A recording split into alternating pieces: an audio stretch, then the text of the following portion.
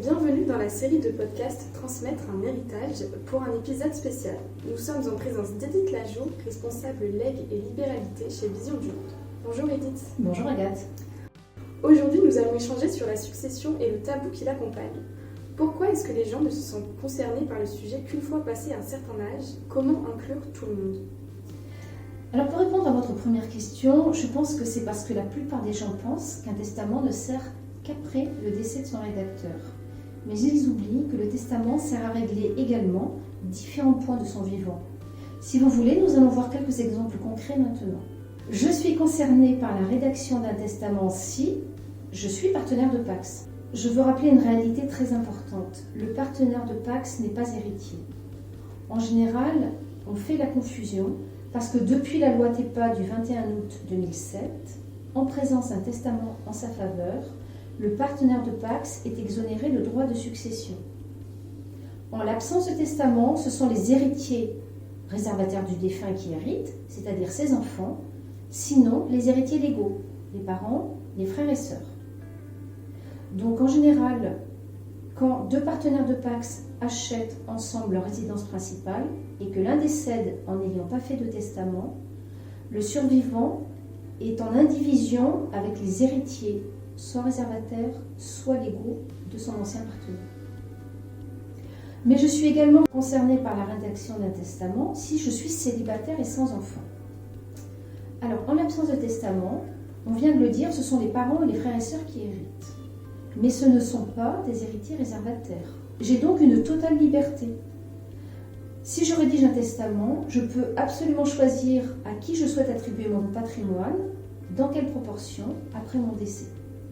Autre cas où il est nécessaire de rédiger un testament, j'ai des beaux enfants auxquels je suis très attachée.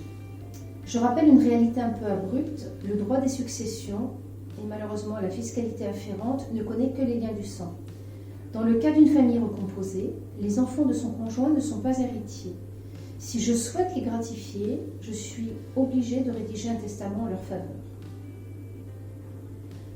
Quatrième cas, qui est assez fréquent, je souhaite gratifier mes petits-enfants. En l'absence de testament, ce sont mes enfants qui héritent. C'est toujours le degré le plus proche qui hérite.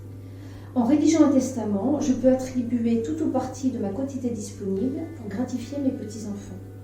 Alors un point qui me semble très important, je veux éviter des discussions autour de ma succession. Dans un testament, il est possible de détailler précisément non seulement la répartition des biens, mais également l'organisation des funérailles, la désignation d'un exécuteur testamentaire qui va s'occuper de la bonne exécution du testament. On peut aussi prévoir ce que vont devenir les papiers personnels, c'est-à-dire les correspondances, les photos, etc. Vraiment, le testament, il faut que vous l'envisagiez comme un outil. Au sixième cas qui me vient à l'esprit, je veux favoriser un proche ou une association. En l'absence de testament, la quotité disponible sera répartie entre mes enfants. En rédigeant un testament, je peux gratifier un proche, qu'il soit de ma famille ou non, ou une association qui porte mes valeurs et permettra ainsi que ma volonté soit respectée et que mes convictions me survivent au travers des projets qui seront développés grâce à mon legs. Alors, il y a un autre intérêt à rédiger un testament. Je veux limiter la part d'un enfant à sa part réservataire. En l'absence de testament, le partage se fera de façon mathématique entre mes enfants. En rédigeant un testament, si l'un des enfants a besoin d'un soutien plus important, comme un enfant handicapé par exemple, vous pouvez lui attribuer tout ou partie de la quotité disponible. Et enfin, un point très important que, en général, la plupart des gens ignorent, si je suis séparée de fait de mon conjoint, mais non encore divorcée, en l'absence de testament, ce conjoint-là reste héritier tant que le divorce n'est pas prononcé. Donc là, c'est un cas très particulier, il faut se rapprocher de son notaire, et par la rédaction d'un testament authentique, on peut dans certains cas priver le conjoint de tout ou partie de ses droits dans la succession. Mais ça ne peut se faire, je le répète, que par testament authentique, et ça nécessite évidemment les conseils de son notaire.